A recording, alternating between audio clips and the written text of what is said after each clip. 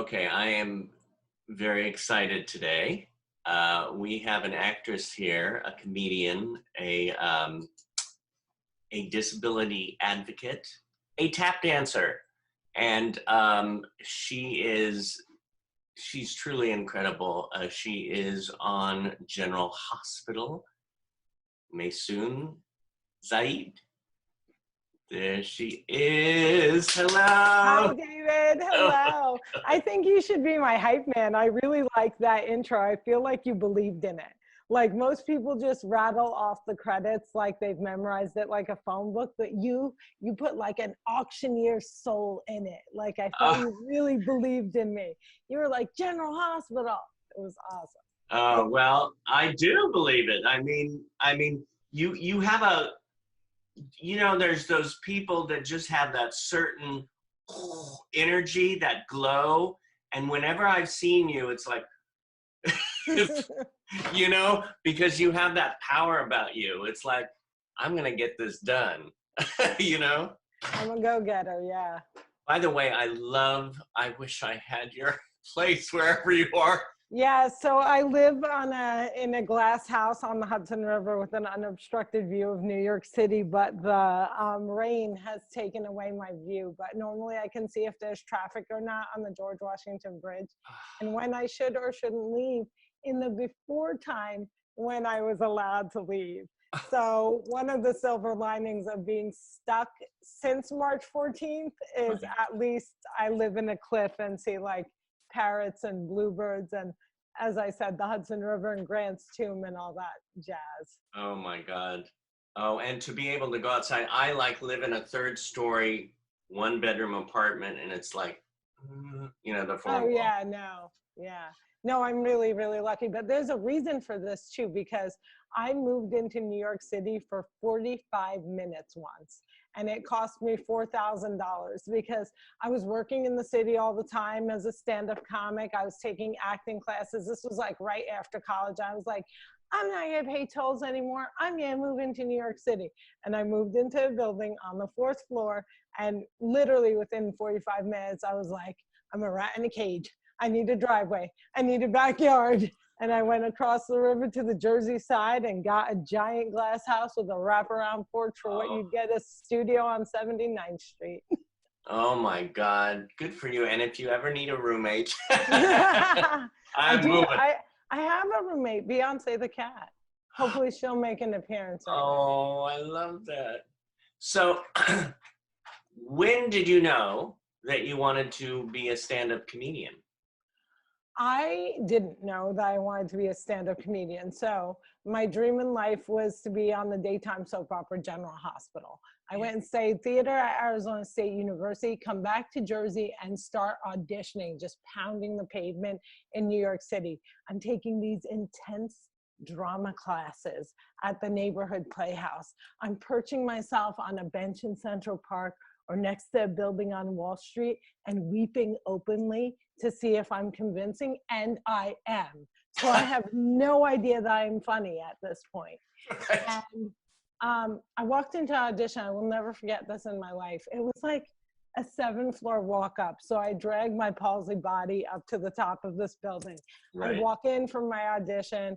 I have like perfect Kardashian makeup. I'm ready for my close-up. And the casting director, before I ever opened my mouth, just went, no, no, no, no, no, no. Whatever this is, no. What? Yeah. Come on, it's acting. They don't know what to do with a disabled person. They probably think I'm drunk because I don't use a wheelchair. So my cerebral palsy can be very confusing. A lot of people think I am drunk. And what's funny about that is I think if I drank, I would walk straight. Oh. But I can't find out because I'm Muslim and it's Ramadan. Right. And Muslims don't drink, or at least we don't admit to it on random webcasts. Right. So I was talking to my acting coach, Tanya Berzin, and she said, you have to show them what you can do. You need to do a one-woman show. Yeah. So I started studying one-people shows at the time. Nia Vardalos had gotten My Big Fat Greek Wedding off of a one-person show. I knew about Whoopi Goldberg's one-person show, but then I saw John Leguizamo. And when I saw John Leguizamo, I was like, oh, I don't want to do a one-person show. I want to do comedy. So I signed up January 2000 for a comedy class at Caroline's Comedy Club in New York City. And the rest was literally history. And I never went back to weeping on corners in New York City.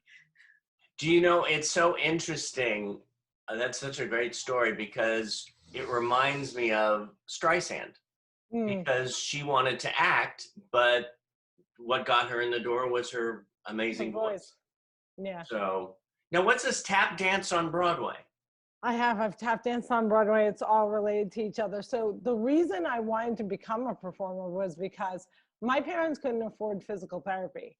So they sent me a tap class as the physical therapy, and they sent me to piano as occupational therapy. So like for my hands, I do piano. And back in the day, because like, you know, I look super duper young, but like I come from when telephones were attached to the wall. A tap class was probably like $5 a week, and you would go to like 3 classes. Whereas physical therapy, you needed to pay like $100. So that's what they sent me to. And that's where the performer in me came from. So I'm 12 years old. And by the way, anyone watching this can go to Audible and get my book, Find Another Dream. This is the perfect time for my shameless plug. I have a memoir called Find Another Dream. And the title is based on the story I'm about to tell you. Yeah. But also it comes with a downloadable PDF just in case anyone is deaf and can't listen, or, you know, they want to multitask and listen while they, you know, read instead of watch. They can, instead of listen, they can do that. I mixed up like 8 different ways to do things because pandemic fog brain, which that I can't blame myself for. So I'm 12 years old. I go to a dance convention in New York City with my dance class. I'm doing tap solos. I'm getting standing ovations. I did an on-point solo to Bette Midler's Wind Beneath My Wings. A white costume, so I looked like a creepy disabled little child bride. It was horrifying, but I got a standing ovation. So I went to this convention, and we were being trained by these Broadway divas, and they taught us a number, and then they went around the room and they asked everyone, what's your dream? And like, they were cheering on the other kids who were like, I want to be a unicorn. And they're like, you go, Sally, you go, Karen. And they got to me and I said, I want to tap dance in Broadway's Bringing the Noise, Bringing the Funk. The diva that was coaching me said, girl, you're a cripple, find another dream. And so that's how I got the title of my book, Find Another Dream, because I did. And my dream became being on General Hospital, which was much more realistic. So I become a stand-up comic. I book a Live Nation tour called Arabs Gone Wild with my buddies Aaron Cater and Dean Obadala. One of the theaters that we're performing at is a Broadway theater on a Monday night. So before my comedy routine starts, I tap dance so that I can say for the rest of my life, I tap danced on Broadway. And in November, I was touring with Together Live with Abby Wambach, the soccer player, and Glennon Doyle, who is like the most amazing author in all of authorists. And we, again, were at the Town Hall Theater, which is a Broadway theater. So again, I tap danced on Broadway. So now I get to say I've tap danced on Broadway several times.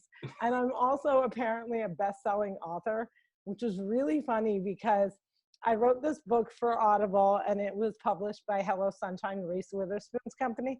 And I was so excited for my book party. I planned out like the whole thing. I'm like, there's gonna be a bubble wrap red carpet so that's like all popping and kind of sounds like Gaza when you walk. And then they were like, yeah, audiobooks are like kind of cheap and you don't get a party. So I was like, all sad that I didn't get a party. And then I woke up on the bestseller list and I was on the bestseller list for 6 weeks, but wait, there's more.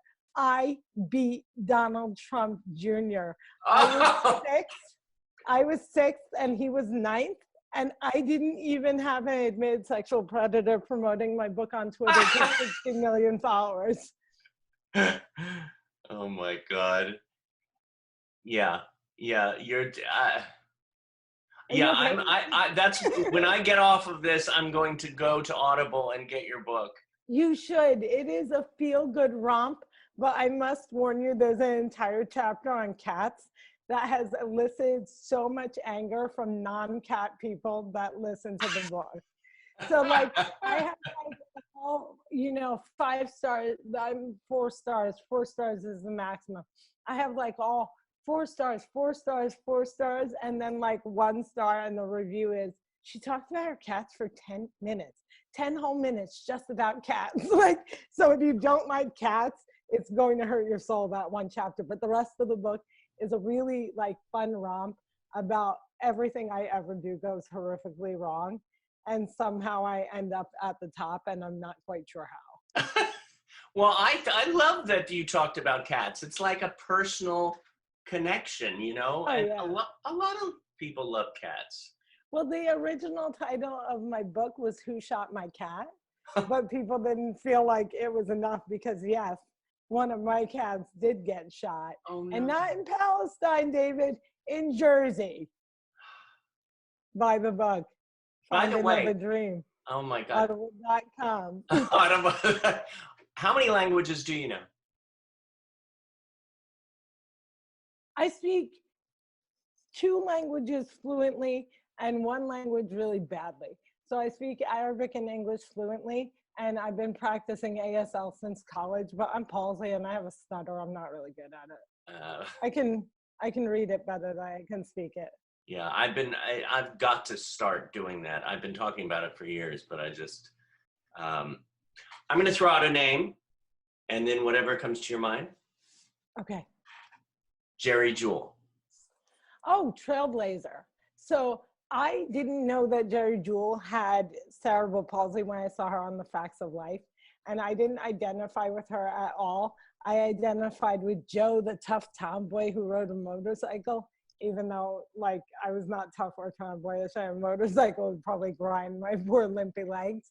But when Jerry Jewell resurfaced on Deadwood, I think she was a huge influence on who I became as an actor later in life, because she was so fierce. She was so well ingrained in that show. She wasn't a special character, side character, guest character. She was part of Deadwood. And it gave me, as like a little American chick, the grounding of we've been here forever and we'll be here forever, even if you want to euthanize us. And as an actor, it showed me that I could be on like the best shows out there. Yeah. Yeah.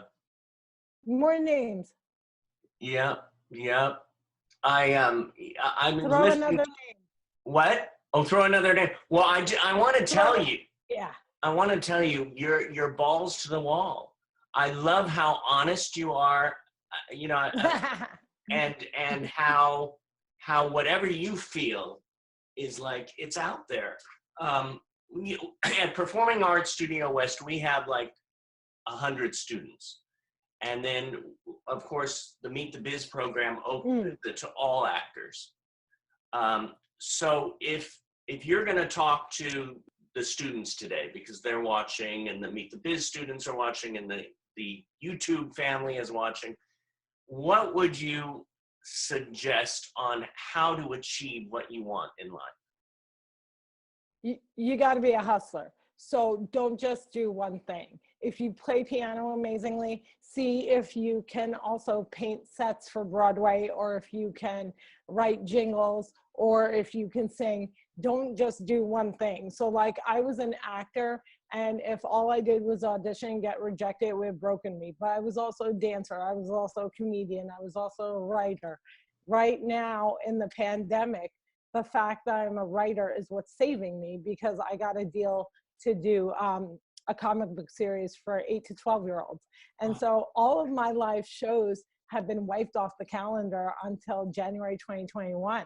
And because I had a side hustle of writing, I was able to get something that I could work on in this time. And you have to be better than everyone else. So a lot of people look at a performer and they say, I'm just as good as him. Why am I not there? Well, you got to be better. And it's harder for people of color. So if you're not cookie cutter perfect, you know, I always used to say, like Jennifer Aniston on Friends, if you have a disability, if you're transgender, if you're a person of color, if you're not super skinny, these things are all going to work against you. It's not fair, and it's life. So like, you have to be better than the next person. Your talent has to be there when you walk in the door, because you only get one chance. So you can't be like, nobody with disabilities ever gets on TV, this is so unfair, and then go into an audition and not have memorized the sides and be like fumbling with papers and looking at your feet. Like, make sure that your talent is better than anyone else, so that when you walk in that room or roll in that room, you know that you have what it takes, and that it's not, I hope they see it, but that side hustle is so, so important. Find one or two things else that you have to be in arts. Maybe it's doing construction.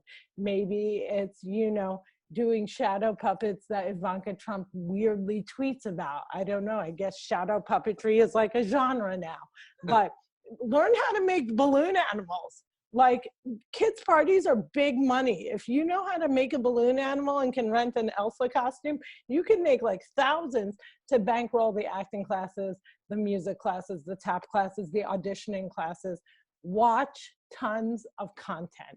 Watch the people you love, the people you admire, the people that you want to become like, and see how they do it. See how they change. Are they chameleons? Is it always the same character? And write every single day. Even if you're not a writer, write every single day. It will tap into a part of your soul that is so necessary for performing. And if you are a performer, you could be writing a one-woman show. You could be writing sketches, scripts, films, novel, memoir. If you're a comedian, you got to write jokes. You got to write jokes every single day. Never stop. Wow. That's such good advice. I mean, because I always want to say, okay, I have to write, I have to pick up the pen, or, you know, and I'm just drag my ass and I can't do it anymore. I mean, the Well, sign I is out mean, there. there's an old book, it's called The Artist's Way. They tell you, you put the pen to the paper, you put your finger on the keypad, and you just put, I don't know what to write, I don't know what to write, I don't know what to write. And then you're like, hey, it's raining. Oh my God, is it May? How did it get to May? Ooh, I've forgotten that it's Mother's Day. Oh, I have no children. Should I have had children before I could? And then like it all snowballs. And then eventually you've written about something worth using. Wow. Yeah. I have a few Oh, people. I have one more piece of advice. Oh, yeah, yeah. You have to listen to criticism. Do not be dismissive of criticism. Listen to criticism and then process what is worth taking in and what you just brush off your shoulders, right? So some criticism is valid, you learn from it, you grow from it. When I was doing stand-up comedy in the beginning, I used every slur in the book because my comedy idols like Eddie Murphy and Richard Pryor, they use slurs, so I was using slurs. And I had someone come up to me after a show and be like, you know, I just wanted to come out and laugh, and you invoked the most painful, dark moment of my life. And I was like, oh, yeah, I don't want to do that. You know, that's not what I want to do. I want to make people laugh. Hey, can I do this without causing harm? Can I do it in a better way? And I learned how to do it in a better way. It wasn't that I was censored. It wasn't that I was criticized and I let them break me down. It was that their criticism made me a better comedian. But then, like, if someone comes up to me and is like, hey, I don't think it's funny that you make fun of Donald Trump and you should probably leave this country if you don't love it. I don't go, oh, I should probably not make fun of Donald Trump and maybe I should book a ticket to New Zealand. I brush it off and I move on. So know which criticism is worth taking in and which criticism you just block, mute, delete. Mm-hmm. Yeah. Shouldn't I have a TV show, David? And yet I don't. Oh my God. You should have a talk show host every day.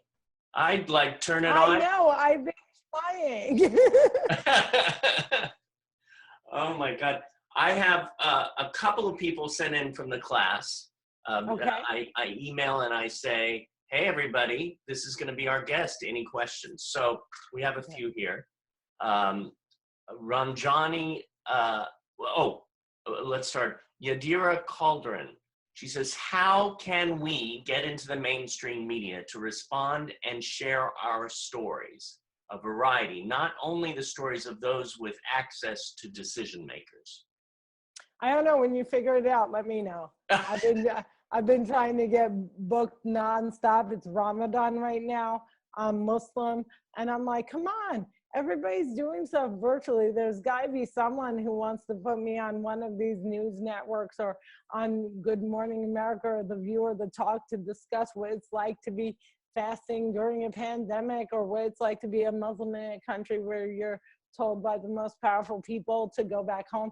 And I don't get that exposure. I've lucked out, and I get to be on CNN about like once a month, but it's very difficult to break in. The one way that makes it easier is if you write an article for like Vice, Daily Beast, Refinery 29 about a subject that's newsworthy, and you have an article to show when you pitch whatever it is you're pitching, that'll open the door for you more than just being like, hey, I'm an expert on tap dancing. And they're like, okay, show me.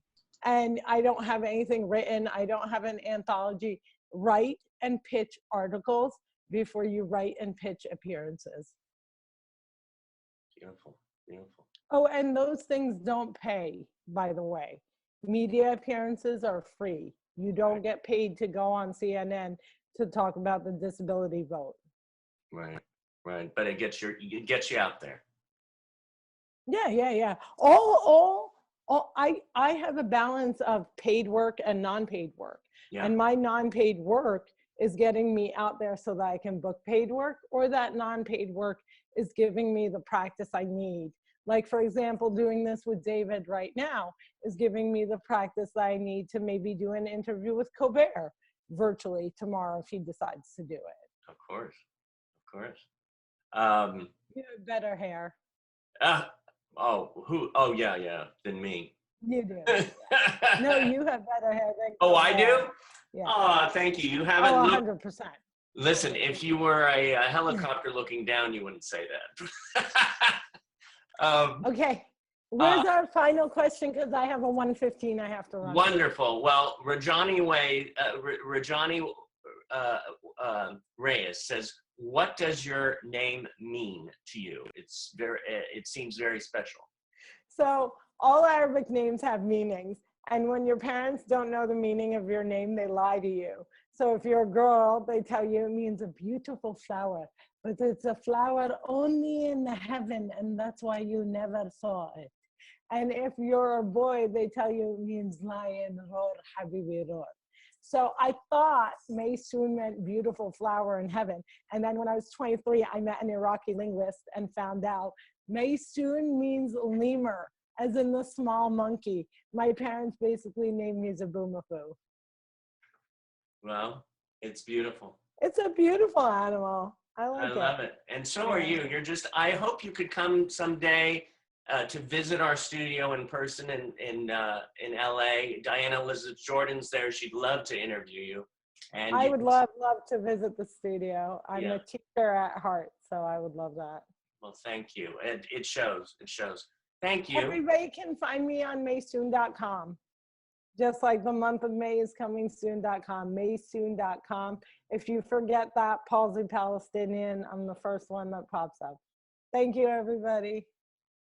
My advice to young girls and women of color is you have to work harder and you'll make it. And like, don't look for people and say, I need to compete with that person or become that person. Only compete with yourself, because you will never, ever be able to compete with privileged mediocrity.